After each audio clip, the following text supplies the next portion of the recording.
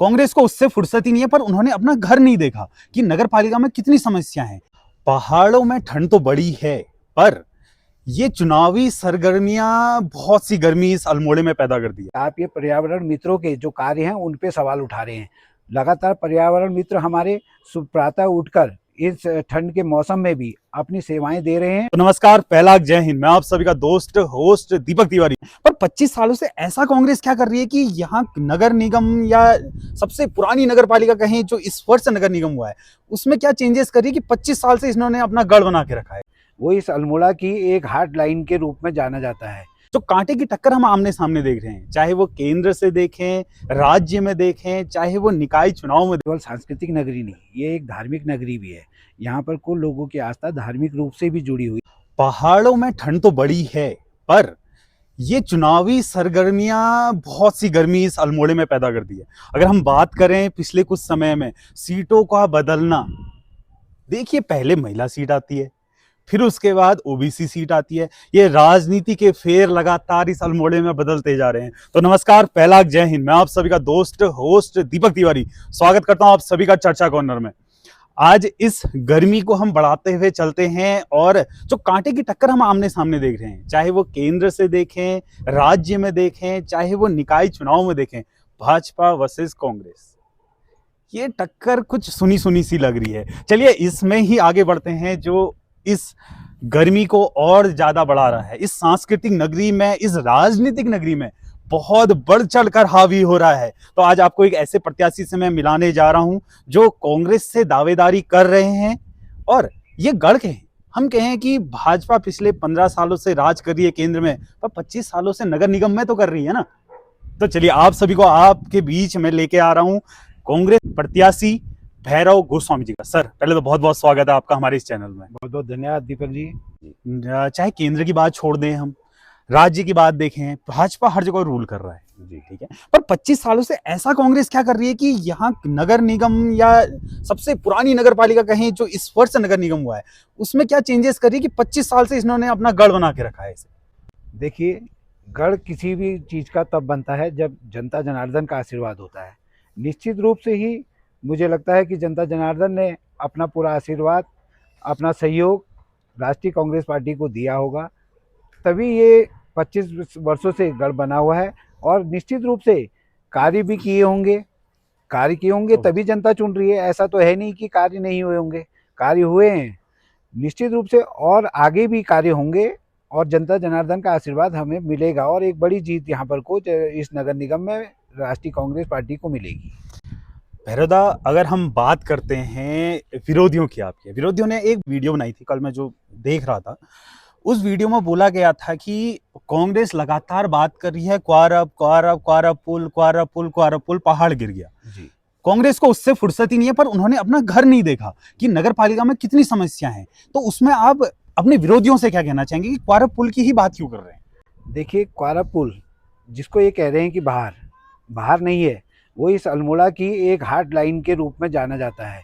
क्योंकि कोई भी अगर यहाँ पर कोई सामग्री, निर्माण सामग्री भवनों की आती है तो उसी मार्ग से आती है। अगर यहाँ पर कोई खाद्य सामग्री आती है तो उसी मार्ग से आती है। अगर पर्यटक इस अल्मोड़ा में आ रहा है तो वो भी उसी मार्ग से आ रहा है। सभी चीज़ों की जो है दूरी लगभग 2 से ढाई घंटे बढ़ चुकी है। आप खुद ही देख रहे हैं कि कैसे परेशानियों का सामना करना पड़ रहा है, चाहे जनता को हो चाहे सामग्री को हो। लगातार किराया बढ़ रहा है और उसके अलावा जो ये बाहर का वो शुल्क है वो बढ़कर दुगना हो चुका है। तो क्यों नहीं उस मार्ग की बात की जाएगी? शहर के लिए ही तो, शहर उसी से जगह से जुड़ा हुआ है, क्योंकि कोई भी चीज़ आएगी तो उसी रास्ते से आएगी। और कहीं पर को भी मुझे अभी भी सरकार की जल्दीबाजी में ये देखने को नज़र आ रहा है, कोई स्थायी उसका समाधान नहीं किया गया है। केवल जल्दीबाजी में इस चुनाव को देखते हुए उसका वहाँ पर को कटान करके उसको खोल दिया गया है। पर निश्चित ही वहाँ पर को अभी भी कोई दुर्घटना होने की बड़ी संभावना है, क्योंकि इनका कोई अभी भी उस पर मास्टर प्लान नहीं है कि हम इस तरीके से इस पुल का निर्माण करेंगे। तो भैरव जी, अगर आपने पर्यटन की बात करी, अभी पर्यटन हम कहें कि ये सांस्कृतिक नगरी है, पर्यटन बहुत अच्छा पर्यटक यहाँ आता है। जाड़ों की बात कहें, गर्मियों की बात, सुहाना मौसम है, अभी भी हम देख रहे हैं पहाड़ दिख रहे हैं पीछे से। तो आपको नहीं लगता कि पर्यटक जब अल्मोड़े में आता है उस समय पार्किंग की व्यवस्था कमी होना ये बहुत बड़ा एक समस्या का कारण है कि पर्यटक अल्मोड़े तक नहीं पहुंच पाता है। कि देखिए इस समय पर्यटकों का आवाजाही का सबसे बड़ा वो समय जो है यही है। इस समय सबसे पहले तो हमारी यातायात व्यवस्था का जो यहाँ पर से क्वारा पुल है उसी से बहुत बड़ी परेशानियों का सामना कर रहे हैं। पर्यटक लगातार अपना कार्यक्रम को कैंसिल कर रहे हैं यहाँ आने का, क्योंकि मार्ग सही नहीं है।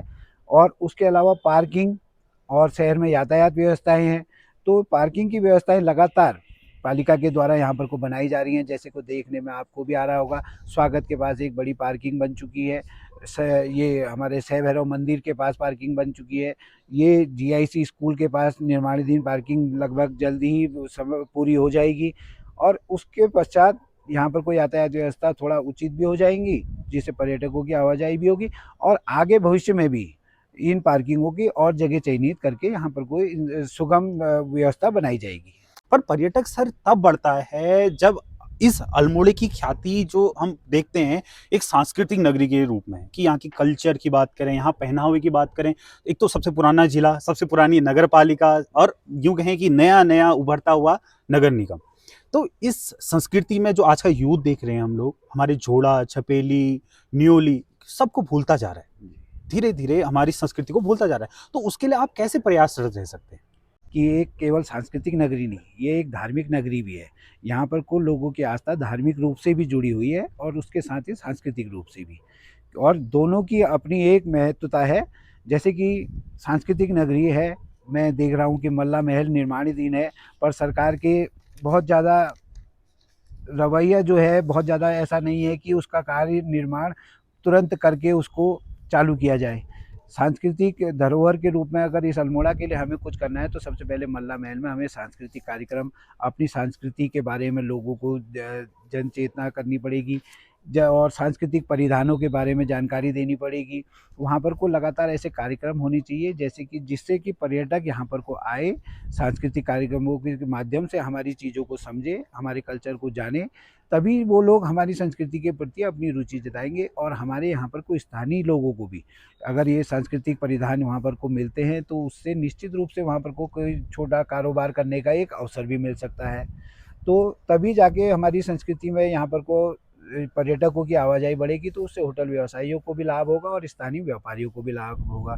और मुझे लगता है कि अगर यहाँ पर को पर्यटकों की आवाजाही बढ़ानी है हमने, तो एक इसको धार्मिक केंद्र के रूप में भी बनाना पड़ेगा। जैसे कि आप देखते हैं कि हमारे चितई गोलू की मान्यता बहुत है, न्याय के देवता के लिए बहुत से लोग बाहर विदेश विदेश से तक यहाँ पर को आते हैं। उसके बाद माँ कसार देवी मंदिर है, माँ स्याई देवी मंदिर है, बानडी देवी मंदिर है, और यहाँ पर को माँ नंदा देवी मंदिर है। तो इन सभी को अगर हम एक सर्किट के माध्यम से जोड़कर एक सर्किट बना कर पर्यटकों की आवाजाही के लिए बनाएं, तो निश्चित रूप से यहाँ पर को पर्यटक भी बढ़ेंगे और शहर के बीच में कारोबार भी बढ़ेगा, जिससे लोगों को रोजगार के अवसर भी प्रदान होंगे।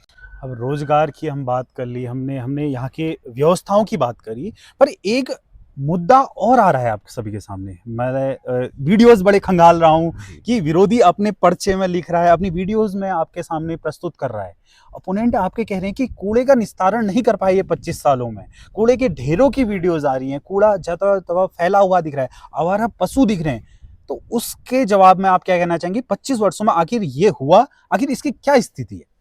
जैसे पूर्व की स्थिति आप देखते थे कि खुले कूड़ेदान होते थे, तो अभी वर्तमान में पालिका के द्वारा निश्चित रूप से उनमें एक बेहतर कार्य किया गया है। कूड़ों को अंडरग्राउंड किया गया है, क्योंकि ये सबसे बड़ी समस्या ये थी कि जानवरों के द्वारा कूड़ा फैलाया जाता था।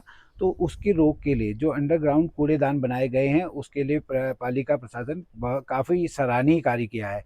और जहाँ पर को भी अगर ये कूड़ा फैलाने और ये वाली गंदगी शहर में रहती है, ये बातें की जा रही है विरोधियों के द्वारा, तो मेरा उन लोगों को स्पष्ट जवाब है कि आप ये पर्यावरण मित्रों के जो कार्य हैं उन पे सवाल उठा रहे हैं।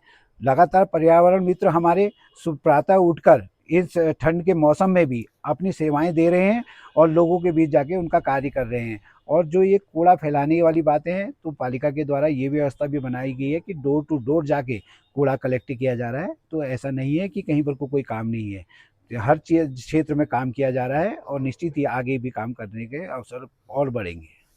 चलिए, ये तो अभी सारे मुद्दे थे जो हम देख के आ रहे थे कि कैसे कूड़े का निस्तारण की बात करी हमने, पर्यटन की बात करी हमने, धार्मिक स्थलों की हमने बात करी।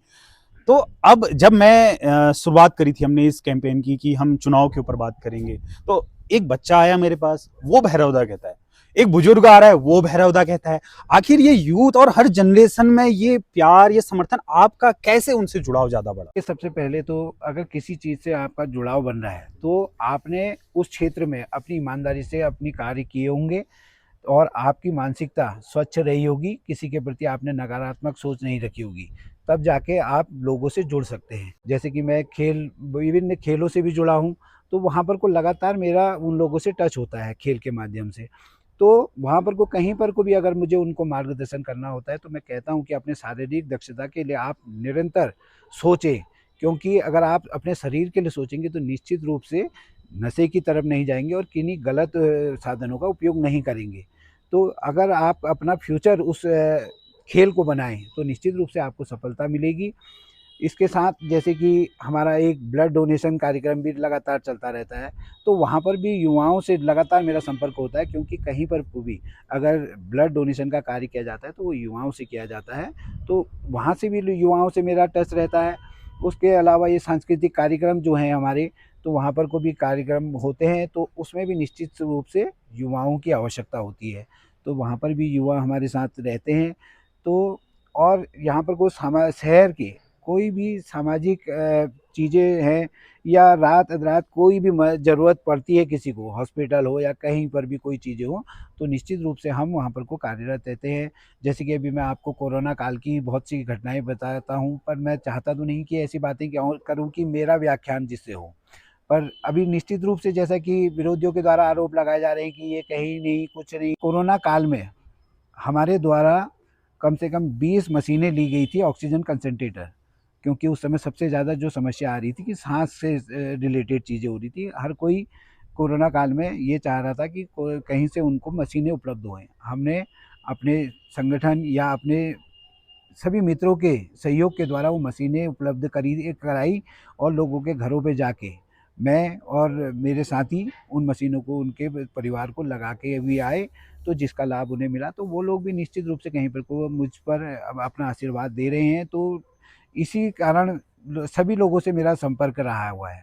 आपने अभी नशे की बात करी, आज का हम अल्मोड़ा देख रहे हैं जो पिछले कई समय से एक गढ़ बन चुका है नशे के लिए। हमारी चर्चा कॉर्नर चैनल एक मुहिम चलाता है नशे से दूर शिक्षा की ओर, जिसमें हम यूथ को जागरूक करते हैं कि नशे से दूर रहा जा सके। तो आप आपसे यूथ जुड़ा हुआ है, तो आप उस यूथ को क्या संदेश देना चाहेंगे कि कैसे नशे से दूर रहा जा सकता है? देखिए, जीवन में संघर्ष तो सभी के लिए है। ये नहीं है कि हर कोई सफल हो जाएगा। संघर्ष आपको जीवन में करना ही पड़ेगा। आप उस संघर्ष के लिए अपना हर संभव प्रयास करें। ये नहीं है कि हमने कोई चीज़ एक टारगेट कर रखी है कि मुझे ये अचीव करना है। अगर वो मुझे प्राप्त नहीं हो रही है तो मैं उसके थोड़ा लेवल नीचे आकर भी कोई दूसरी चीज़ कर सकता हूँ। ये नहीं कि मैं नशे का सहारा ले लूँ। जैसे कि मैं भी अपने प्रति बता रहा हूँ कि मैं एक सामान्य परिवार से जुड़ा हूँ। 2002 में मेरा भाई एक्सपायर हुआ, तो उसके बाद मेरे पे परिवार की ज़िम्मेदारी आई, तो मैंने अपनी परिवार की ज़िम्मेदारियों को निभाया, क्योंकि जब ज़िम्मेदारी आई तो निभाना हमारा कर्तव्य है, क्योंकि ये मानव प्रवृत्ति है। सही बात। तो उसके दौरान मैं आज इस स्थिति में हूँ कि कहीं पर को समाज को एक मैसेज दे सकता हूँ। तो इसी तरह आप भी अपना संघर्ष जारी रखें, क्योंकि युवा ही हमारे देश का भी मार्ग बदल सकते हैं और देश को बुलंदियों पे ले जा सकते हैं। युवाओं को छोटी-छोटी चीज़ों में पढ़कर मतलब या कहीं पर को उनकी नाकामियों को अगर होती हैं तो उससे नशे का सहारा ना लेके और अपना कड़ा संघर्ष करके उन चीज़ों को प्राप्त करने की कोशिश करें। अपने परिवार के प्रति अपनी भावनाएँ रखें, क्योंकि कैसे आपके माँ-बापों ने आपके लिए अपने त्याग किया है, अपना नहीं खा के आपको पढ़ाया है, लिखाया है, जो सुख-सुविधाएँ आपको दी हैं, तो उनके प्रति अपनी ज़िम्मेदारी रखें। कहीं पर कोई नशे का सहारा लेके उनको और ज़्यादा कष्ट ना दे। बहुत बहुत धन्यवाद आप सभी का चर्चा कॉर्नर चैनल से जुड़ने के लिए। कैसा लगा आपको ये एपिसोड भैरव गोस्वामी से मिलके, जो अभी प्रत्याशी हैं अल्मोड़ा नगर निगम मेयर महापौर के? तो हमारे कमेंट बॉक्स में जरूर बताइएगा क्या आपके प्रश्न हैं, क्या इस इंटरव्यू से आप पूछना चाहते हैं कि ये चीज हुई कि नहीं हुई, ये जरूर हमारे कमेंट बॉक्स में बताइएगा। और सर, आप नगर निगम की आपको पहले तो चर्चा कॉर्नर की टीम की तरफ से शुभकामनाएं। तो आपको चर्चा कॉर्नर से जुड़ के कैसा लगा, जरूर हमारे दर्शकों को बताइएगा। जी, बहुत अच्छा महसूस हुआ दीपक जी। मैं लगातार पहले भी आपके संपर्क में रहा हूँ। जब भी मुझे आपसे कहीं पर को एक मुलाकात का अवसर मिलता है, तो मुझे निश्चित रूप से एक अलग सी एनर्जी मिलती है, क्योंकि आपका उत्साह देख के ये ज़रूर बनता है कि कहीं पर कोई ना कहीं पर हमें और बेहतर कार्य करने चाहिए। और जनता जनार्दन से मेरा यही निवेदन है कि जनता जनार्दन अगर मुझे अपना आशीर्वाद देती है तो निश्चित रूप से मैं जनता के समस्याओं को लेकर, और क्योंकि मैं अभी बहुत सी जगह समस्याएं देख रहा हूं, तो उन समस्याओं के निराकरण के लिए हर संभव प्रयास करूंगा और जनता के साथ हमेशा उनके सुख दुख में उनके साथ खड़ा रहकर उनके हर दुख में या सुख में भागीदार बन के काम करूंगा, उनके एक परिवार के हिस्से के रूप में। नमस्कार।